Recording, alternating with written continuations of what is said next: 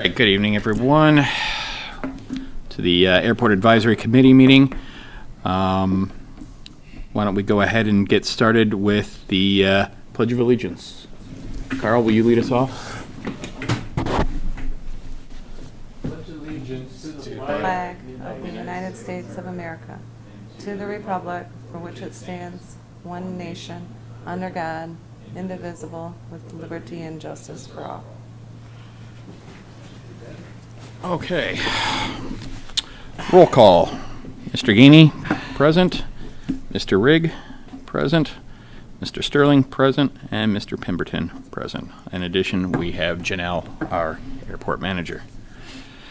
Are there any additions or deletions to the agenda? Mr. Chair, if I could please add the flyer that I have for the Wings of Mercies. Do I have a motion to add this item to the agenda? I'll motion to add. Do I have a second? Second. So approved. All right. We have the agenda with the additional item from Janelle. Do we have a motion to approve the agenda? Motion to approve the agenda. A second? Second.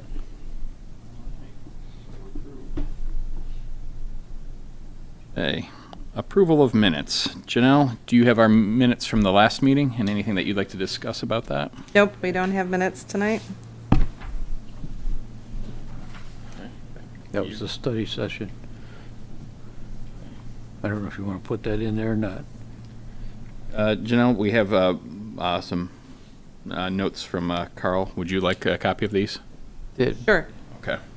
I'll pass that down if you want to hand that to Janelle. I can grab those.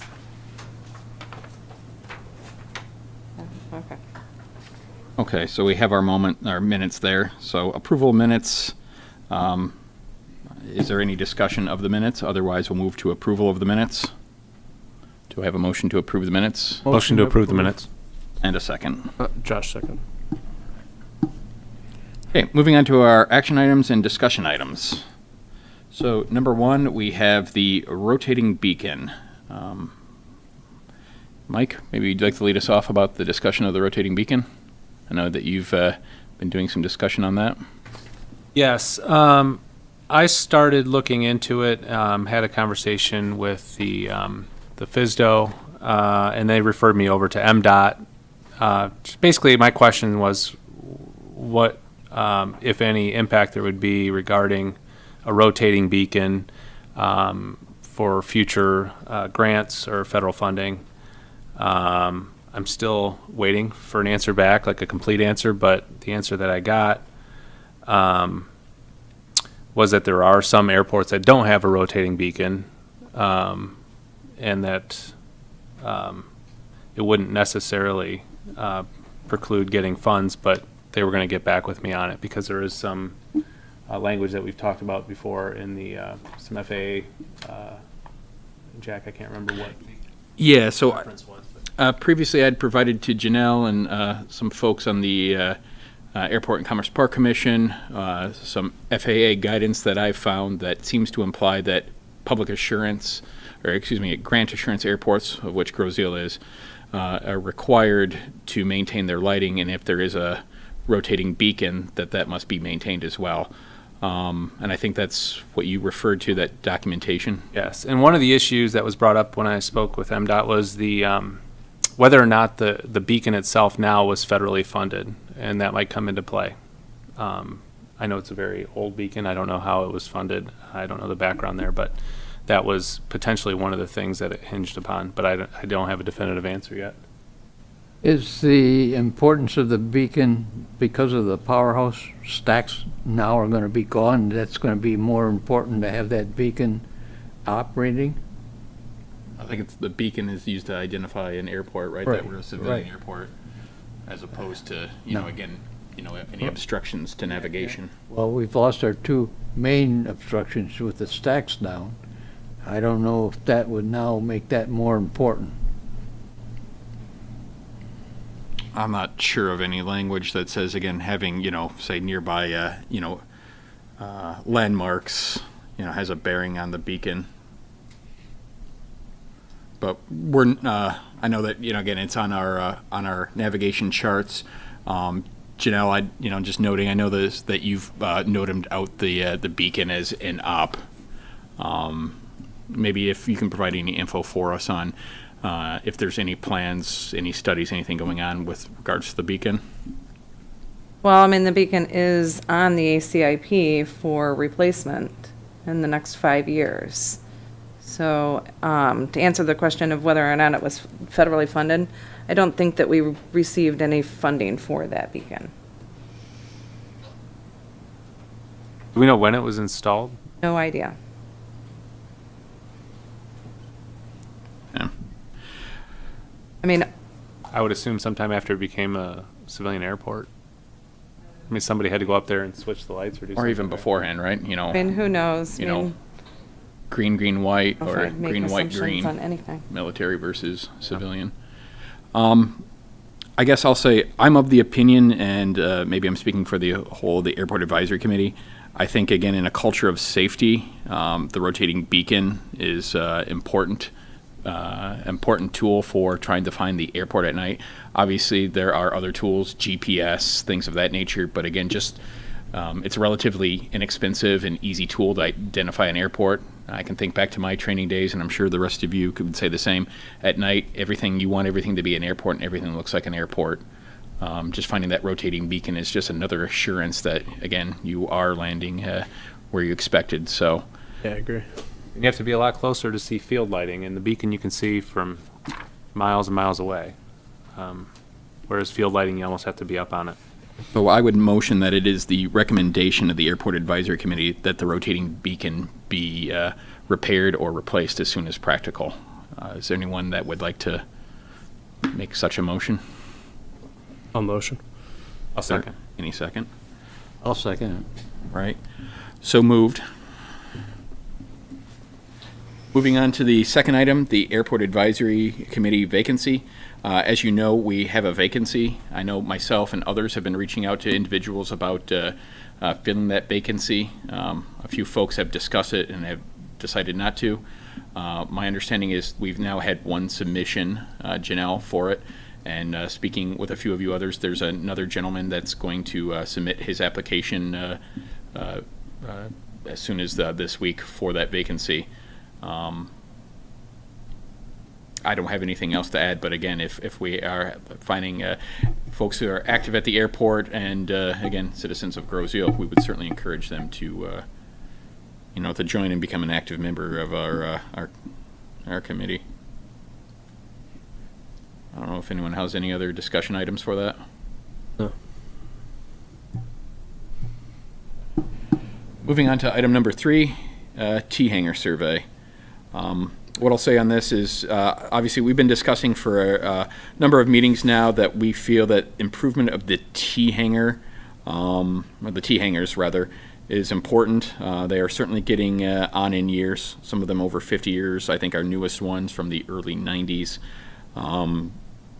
Certainly coming up on a time where they're going to need some intensive maintenance and improvement.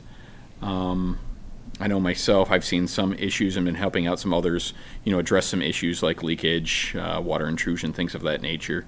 And Janelle, we had provided to you some companies that we feel that would be suited to do that surveys of it. Companies like Full Fab, I can't think of the name of some of the others that have manufactured these T-hangars. I don't know if you have anything that you'd like to share with us on that, or any thoughts. I suppose the only thought that I have is that in any capital improvement plan that the Airport Commerce Park Commission makes, they're looking at it from a 10,000 aerial view. So they are very aware of the condition of the T-hangars, as obviously this has been a discussion.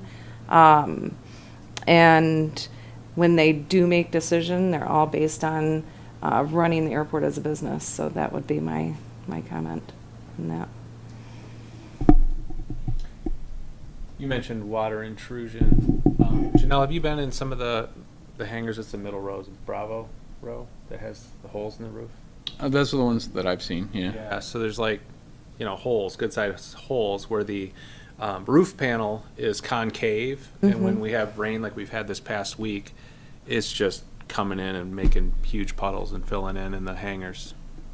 And there's multiple hangars I've observed, probably 3 or 4 at least, that I've seen personally that have holes in them that collect water and drip on planes and drip on the floor and stuff like that when it rains. And my recommendation for that, really, for a solution, is that I haven't gotten any notification from those hangar tenants to say that we have a hole in our roof.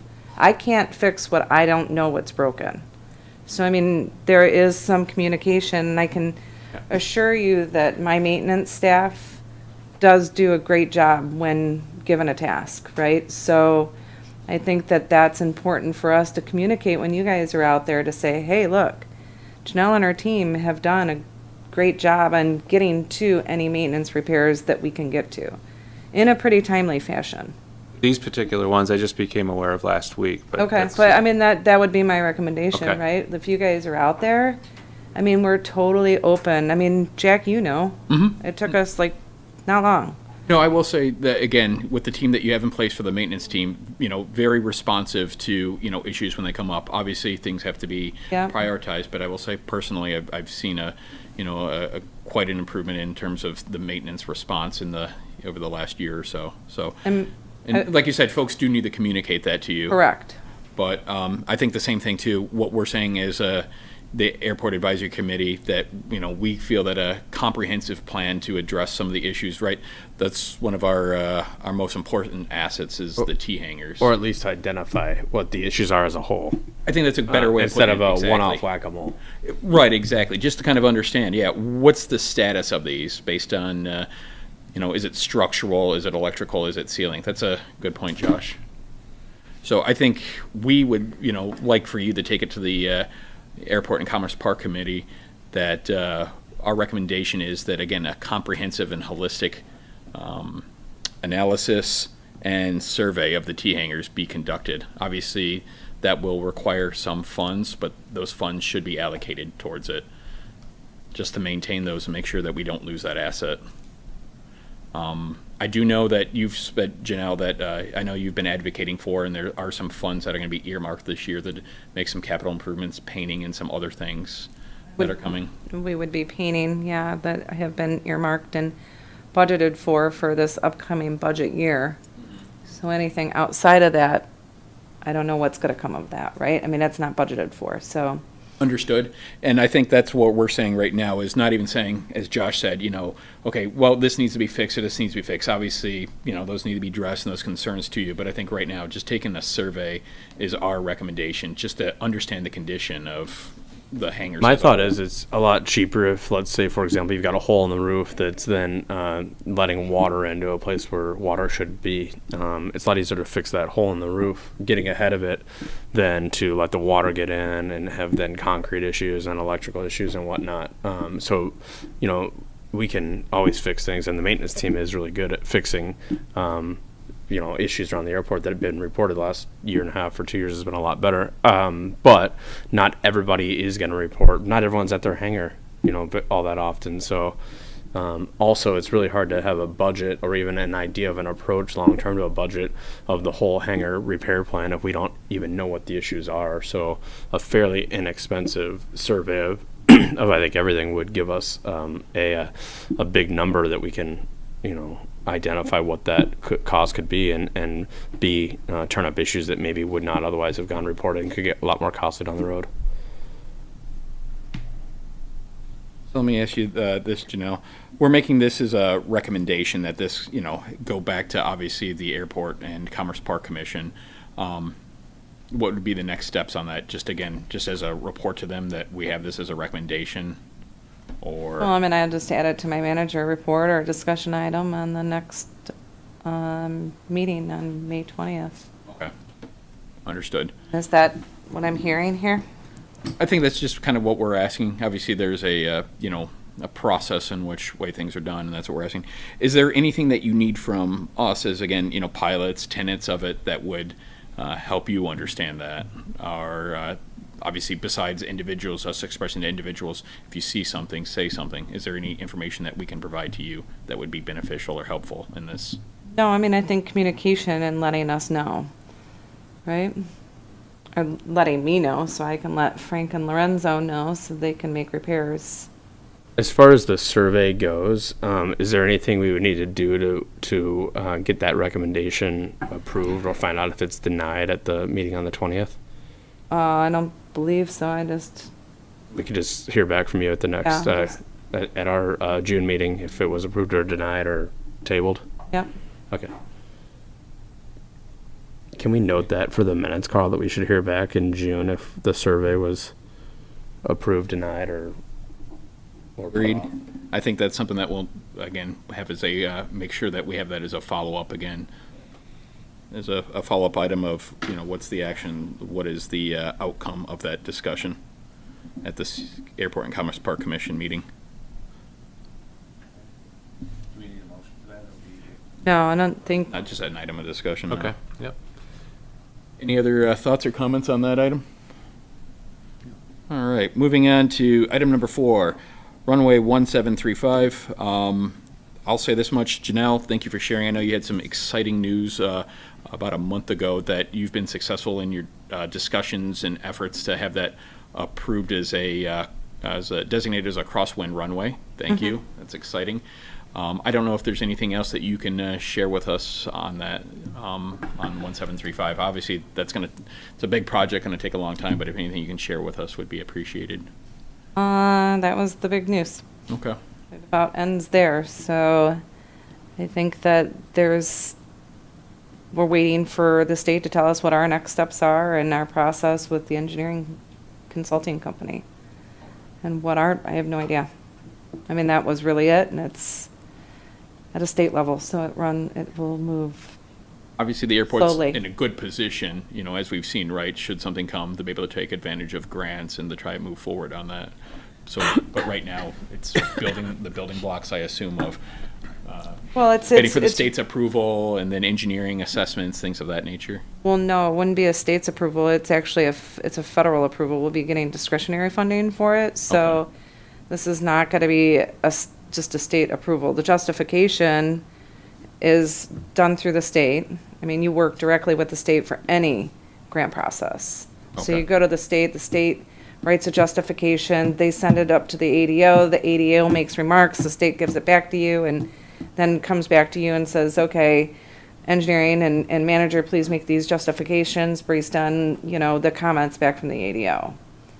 Okay. So we already went through that process. That process took however long years. That process took years just to get, okay, we can identify it as a true crosswind. Right. The bigger hurdle is actually getting the discretionary funding from the federal government, right?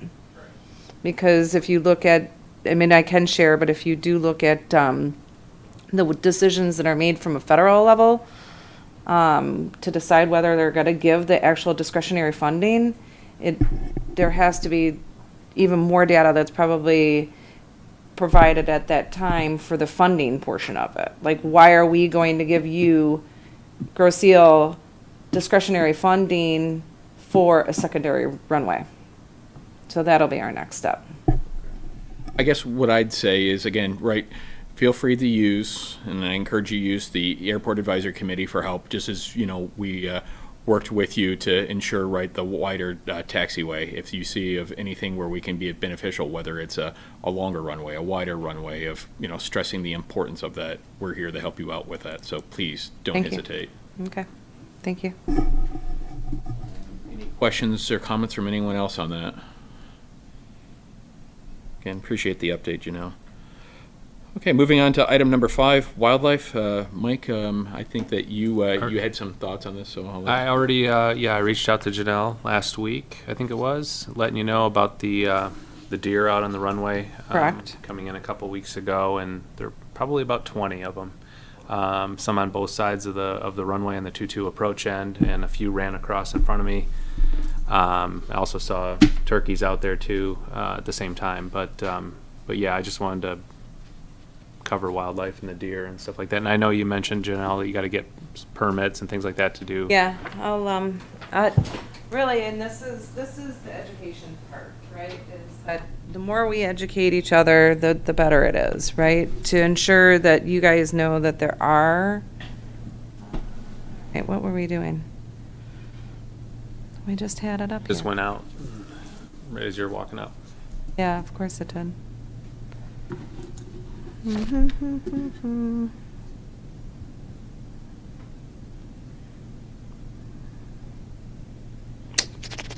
Well,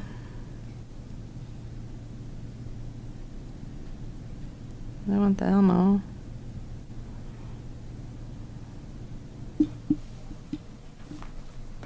Of course, we had this going just a second ago. Okay, well, I'll just talk through it. I don't know what's going on with that. So just to inform you all, and you guys can talk about this with other pilots, and to ensure that the pilots do have the support of the airport as far as making sure that we continue to work with the DNR to get proper permits. We also work with the U.S. Fish and Wildlife to get proper permits, to have discussions for basically our SOP and how we're gonna mitigate or remove wildlife in an appropriate manner. So we do work with them on a regular basis. So just rest assured that that is something that is in place here. I think that the communication, like I said earlier, if I don't know, I can't address it. So if you guys are out there talking to other pilots and they're like, hey, I just saw, 5 deer this morning at 7 o'clock in the morning, or I saw turkeys at the beginning of 2-2. Notification to me is key. Because if I don't know about it, then I can't address it appropriately. Is the township still calling animals on the island? They still call animals, but this is a different topic. It's a So they're different- not doing it to the airport then? Well, we address them in the manner that they need to be. So is Fish and Wildlife, is that for the migratory birds like geese? That would be And then correct, yep, DNR for turkey and Yep, deer? Yep, Okay. exactly. My biggest And the question on it is, USDA would help as well. Okay. why So- aren't we closing the gates? Because that seems like the easiest. We're gonna path jump of over prevention. those 3-foot gates out there anyway. So, Seems like the easiest first step to me. If you don't want your dog to get out, you close your fence gate. I mean, is there like a reason they don't close, or? it's an electrical issue, I think, on one side, right?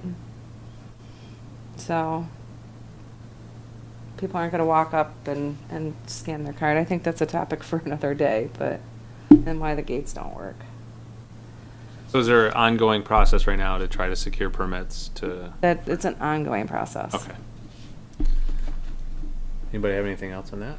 No, again, appreciate that. Like you said, Janelle, if we see something, to say something. We appreciate you taking the pilot's concerns. Obviously, that's something, very critical, phase of flight, right? Taking off and landing, it's when we're at least maneuverable and most vulnerable. So appreciate you listening to our concerns on the deer and acting.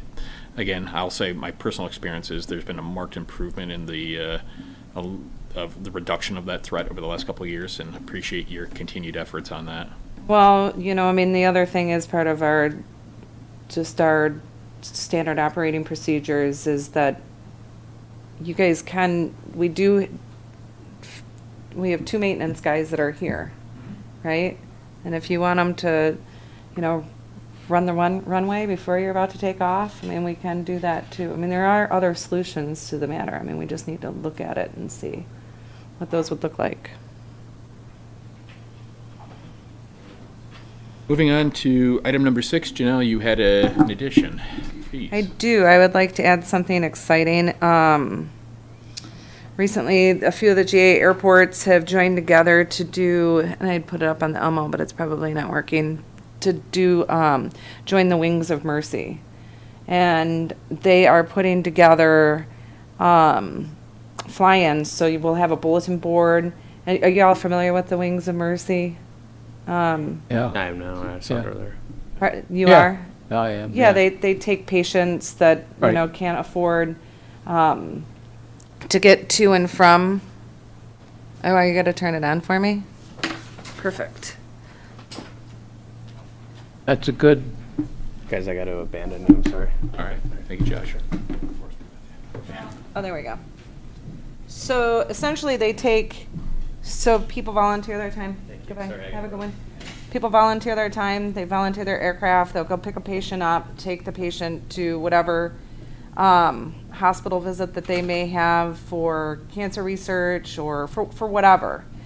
So what they've done in the past is they've only had this, it's kind of like a road rally where you fly into different airports and each FBO will have a card of a patient. You have to go in, snap a picture, and, you know, there's a minimal fee in order to participate, but Grosse Ile Airport is participating in it this year. We will be what they call like a hot spot, so we'll get double points here on the island to land here on July 13th during the History on Wheels. So anyways, just an exciting thing to bring. Pretty cool, Janelle. Another thing I'd ask is, you know, anything that you can be shared over the FBO, I think that'd be really cool, especially for the student pilot, you know, to get them, you know, engaged in these types of activities, you know.